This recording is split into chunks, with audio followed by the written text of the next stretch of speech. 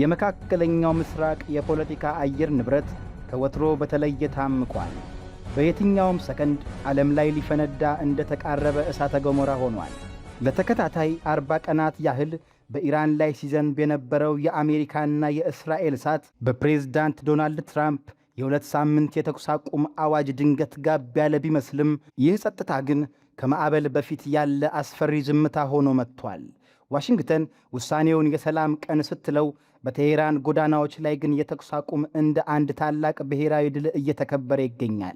የዓለማችንን ልዕለ ኃያላን ሀገራት የስለላ ተቋማት እንቅልፍ የነሳና ሳይፈነዳ የተማረከው አሜሪካ ሰራሹ ጂቢዩ 39 ስማርት ቦምብ ኢራን የዓለም ነዳጅ ደም ስር በሆነው የሆርሙዝ ስትሬት ላይ ያነሳችው የቁጥጥር ጥያቄ እንዲሁም የአሜሪካን የባሕረ ሰላጤው አጋር ሀገራትን በፍርሃት ያርበደበደው የቴሄራን ወታደራዊ ጽናት የዓለምን የኃይል ሚዛን በአዲስ መልክ እያናጋው ይገኛል።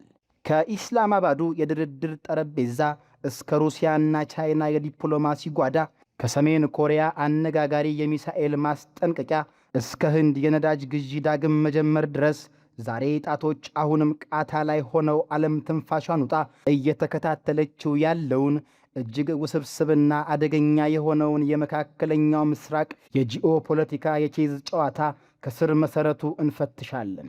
ይህ ቮይስ ኦፍ ኢትዮጵያ ዓለም አቀፍ ትንታኔ ነው። የዓለምን ፖለቲካ በሰፊው የምንዳስስበት መድረክ። ለቻናላችን አዲስ የሆናችሁ ሰብስክራይብ በማድረግ አብራችሁን ቆዩ።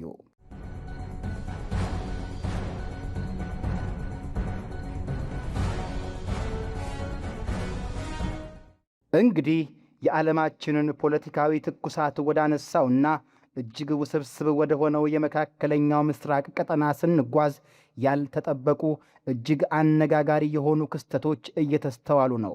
አሜሪካና እስራኤል ለተከታታይ 40 ቀናት ገደማ በኢራን ላይ ያዘነቡት የነበረው እሳትና የቦምብ ዝናብ ድንገት የዩናይትድ ስቴትስ ፕሬዝዳንት ዶናልድ ትራምፕ ባወጁት የ2 ሳምንት የተኩስ አቁም ስምምነት ጋብ ያለ ቢመስልም እውነት ለመናገር ይህ ጸጥታ ከማዕበል በፊት ያለውን አደገኛ ዝምታ ነው የሚመስለው። ትራምፕ ይህንን ውሳኔያቸውን ለዓለም ሰላም ትልቅ ቀን ነው በማለት ቢገልጹም በኢራን በኩል ያለው ምላሽና የሕዝቡ ስሜት ግን ፈጽሞ የተለየ ነው። ታዲያ ይህ የስምምነት ዜና እንደተሰማ በቴሄራን፣ በባግዳድ፣ በሌሎች ከተሞች ጎዳናዎች ላይ የታየው ደስታ የኢራን መንግሥት የፖለቲካና የወታደራዊ ስነ ልቦና የበላይነት በግልጽ የሚያሳይ ነበር። ሰዎች በየመንገዱ መኪኖቻቸውን እያሽከረከሩ የኢራንንና የኢራቅን ባንዲራዎች እያውለበለቡ እንዲሁም አላሁ አክበር እያሉ ሲደሰቱ መመልከት ይህ የተኩስ አቁም ስምምነት በኢራናውያን ዘንድ እንደ አንድ ትልቅ ድል መቆጠሩን ማሳያ ነው። ይገርማል። ከ2000 በላይ የሚሆኑ ሴቶች በካዝቢን ከተማ መሳሪያ አንግበው ወታደራዊ ሰልፍ ሲያደርጉ መታየታቸው የኢራን ሕዝብ ለጦርነትም ሆነ ለሰላም ያለውን ዝግጁነት እና ስነ ልቦናዊ ጥንካሬ አጉልቶ የሚያሳይ ነው። ወደ ጉዳዩ ጥልቀት ስንገባ ግን ይህ የ2 ሳምንት የተኩስ አቁም ስምምነት ዝም ብሎ በአጋጣሚ የመጣ ሳይሆን በውስጡ እጅግ ጥልቅ የሆኑ ጂኦፖለቲካዊ ስሌቶችን ያዘለ ነው። ልብ በሉ። አሜሪካና እስራኤል ይህን 2 ዘመናዊ የጦር መሳሪያ ተጠቅመው የኢራንን ወታደራዊና የኒውክሌር መሠረተ ልማቶችን ለማውደም ከፍተኛ ጥረት ቢያደርጉም ኢራን ግን አሁንም ጸንታ ቆማለች። እዚህ ላይ ነው እንግዲህ የኢራን የመከላከያ አቅምና ወታደራዊ ጽናት በዓለም አቀፍ ደረጃ አግራሞትን የፈጠረው። ለዓመታት በከባድ ማዕቀብ ውስጥ የቆየችው ሀገር የዓለማችንን ቁጥር 1 ልዕለ ኃያል ሀገርና በአካባቢው ያለችውን ጠንካራዋን የእስራኤል ጦር ተቋቁማ መቆየት መቻሏ የቴሄራንን ስትራቴጂካዊ ጥልቀት ያሳያል። የኢራን መንፈሳዊ መሪ ሞጅታባና ሌሎች የጦር መሪዎች እንደገለጹት አሜሪካ ላለፉት 47 ዓመታት ኢራንን ለማንበርከክ ብትሞክርም አልተሳካላትም፣ አሁንም አይሳካላትም። የኢራን ጦር ጠቅላይ መሪ ሞጅታባ ሐሜኔ ይህ የተኩስ አቁም የጦርነቱ ማብቂያ አለመሆኑን በማስገንዘብ ጣቶቻችን አሁንም ቃታው ላይ ናቸው ማለታቸው ኢራን በማንኛውም ሰዓት ለሚመጣ ጥቃት አጸፋዊ ምላሽ ለመስጠት በተጠንቀቅ ላይ መሆኗን አረጋግጠዋል። ይህ በእንዲህ እንዳለ እጅግ አነጋጋሪና የምዕራባውያንን የስለላ ተቋማት እንቅልፍ የነሳው ሌላኛው ትልቅ ክስተት የተሰማው ከምዕራብ ኢራን ሎሬስታን ግዛት ነው። እስቲ ያስቡት አሜሪካ በከፍተኛ ቴክኖሎጂ ያመረተችውና እጅግ ዘመናዊ የሆነው ጂቢዩ 39 የተሰኘው አነስተኛ መጠን ያለው ነገር ግን ከፍተኛ የማውደም አቅም ያለው ስማርት ቦምብ ሳይፈነዳ በኢራን ጦር እጅ ወድቋል። ይህ መረጃ እውነት ከሆነ የጉዳዩ ክብደት ከቃላት በላይ ነው። ይህ ቦምብ የጂፒኤስ መመሪያን የሚጠቀም እና እጅግ የረቀቀ የቴክኖሎጂ ስብጥር ያለው መሳሪያ ነው። ታዲያ ይህ መሳሪያ ሳይፈነዳ በኢራን እጅ መግባቱ ለቴሄራን ትልቅ የስለላና የቴክኖሎጂ ድል ነው። እንደሚታወቀው ኢራን የምዕራባውያንን ቴክኖሎጂ ወስዳ በራሷ መንገድ አሻሽላ የማምረት ከፍተኛ ልምድና አቅም አላት።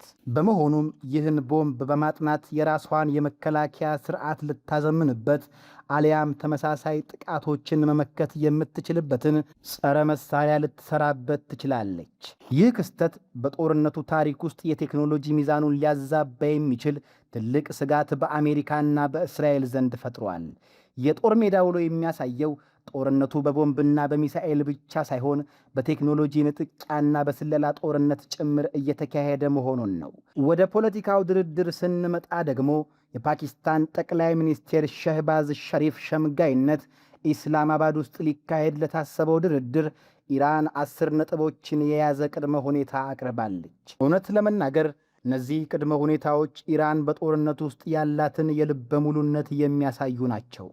ከነዚህም መካከል በኢራን ላይ የተጣሉ ማንኛቸውም ማዕቀቦች እንዲነሱ፣ የአሜሪካ ጦር ከመካከለኛው ምስራቅ እንዲወጣ፣ እንዲሁም ከሁሉ በላይ ደግሞ በዓለም የነዳጅ ንግድ ውስጥ የደም ስር የሆነውን የሆርሙዝ ስትሬት ሙሉ ቁጥጥር በኢራን እጅ እንዲሆን የሚሉት ይገኙበታል። ሆርሙዝ ማለት የዓለማችን 20 በመቶ የሚሆነው ነዳጅ የሚያልፍበት የውሃ በር ነው። ኢራን ይህንን በር ለመክፈትና መርከቦች በሰላም እንዲያልፉ ለማድረግ አሜሪካና አጋሮቿ እነዚህን ቅድመ ሁኔታዎች እንዲቀበሉ እያስገደደች ነው። አልፎ ተርፎም በዚህ የውሃ መስመር ለሚያልፉ መርከቦች የቀረጥ ክፍያ ልታስከፍል እንደምትችል እየተነገረ ነው። ይህ ውሳኔ ተግባራዊ ከሆነ የዓለምን የኢኮኖሚና የነዳጅ ገበያ በእጅጉ ሊያናውጠው ይችላል። ይህ የኢራን እርምጃ ሀገሪቱ ጦርነትን በመከላከል ብቻ ሳይሆን ጂኦፖለቲካዊና ኢኮኖሚያዊ ካርዶቿን በሚገባ በመጠቀም ጠላቶቿን የማስጨነቅ ከፍተኛ ስትራቴጂካዊ አቅም እንዳላት ያረጋግጣል። በሌላ በኩል ይህ የተኩስ አቁም ስምምነት ለአሜሪካ የባሕረ ሰላጤው አጋር ሀገራት እንደ ሳውዲ አረቢያ፣ የተባበሩት አረብ ኤሚሬቶች፣ ባህሬንና ኳታር ላሉት ትልቅ የራስ ምታት ሆኖባቸዋል። አሜሪካና እስራኤል የተኩስ አቁም ማወጃቸውን ተከትሎ እነዚህ የአረብ ሀገራት በድንገት የኢራን ሚሳኤሎችና ድሮኖች ኢላማ ሆነዋል። በላቫን ደሴት በሚገኘው የነዳጅ ማጣሪያ ላይ የተከሰተው ከባድ ፍንዳታ እንዲሁም በባህሬንና በኳታር የታዩት የአየር ጥቃት መከላከያ እንቅስቃሴዎች ቀጠናው ምን ያህል ተለዋዋጭና አደገኛ እንደሆነ ያሳያሉ። እነዚህ ሀገራት ለአሜሪካ የጦር ሰፈር በመፍቀዳቸው ምክንያት አሁን የኢራን ቀጥተኛ ኢላማ ውስጥ ገብተዋል። ይህ ደግሞ አሜሪካ የራሷን ጥቅም ስታስጠብቅ እኛን ረሳችን የሚል የደህንነት ስጋትና የፖለቲካ መከፋፈል በውስጣቸው ፈጥረዋል። የሳውዲ አረቢያና የዩኤዚ ዜጎች በፍርሃት ከተሞቻቸውን ለቀው ሲወጡ መመልከት የኢራን የመከላከልና የማጥቃት አቅም ምን ያህል አካባቢያዊ ተጽዕኖ መፍጠር እንደቻለ ሚዛናዊ በሆነ መልኩ የሚያስገነዝብ ነው። አሜሪካ ጦሯን ከቀጠናው እንድታስወጣ ኢራን የምታደርገው ጫና እነዚህን ሀገራት የራሳቸውን ደህንነት በራሳቸው መንገድ ምናልባትም ከቻይና ወይም ከሩሲያ ጋር በመተባበር እንዲያስቡ እያስገደዳቸው ነው። ምናልባትም የዚህ ሁሉ ቀውስ የጀርባ አጥንትና የኢራንን አቋም ይበልጥ ያጠነከረው ሌላኛው ተዋናይ ሰሜን ኮሪያ መሆኗን መዘንጋት የለብንም። የኪም ጆንጉን አስተዳደር አሜሪካና እስራኤል በኢራን ላይ ጥቃት በጀመሩበት ወቅት በተደጋጋሚ የባለስቲክ ሚሳኤሎችን በማስወንጨፍ ለጃፓን እና ለደቡብ ኮሪያ ትልቅ ስጋት ፈጥሯል። ይህ ድርጊት አሜሪካ ትኩረቷን እንድትከፍል ያደረገ ስትራቴጂካዊ እርምጃ ነው። የደህንነት ባለሙያዎች እንደሚያስረዱት የኢራን የሚሳኤል ቴክኖሎጂ በተለይም ሙሱዳን የተሰኙ ሚሳኤሎች ከሰሜን ኮሪያ የተገኙ ናቸው። ሰሜን ኮሪያ ለኢራን የጦር መሳሪያዎችንና ቴክኖሎጂ ዕውቀትን በማካፈል ቴሄራን የአሜሪካንንና የእስራኤልን ጥቃት መቋቋም ብቻ ሳይሆን ወደ 1700 ኪሎ ሜትር ርቀት ተጉዘው ኢላማቸውን ሊመቱ የሚችሉ ሚሳኤሎችን እንድታዳብር አስችሏታል። ሩሲያና ቻይናም ቢሆኑ ይህንን የኢራንና የአሜሪካንን ፍጥጫ በቅርበት እየተከታተሉት ነው።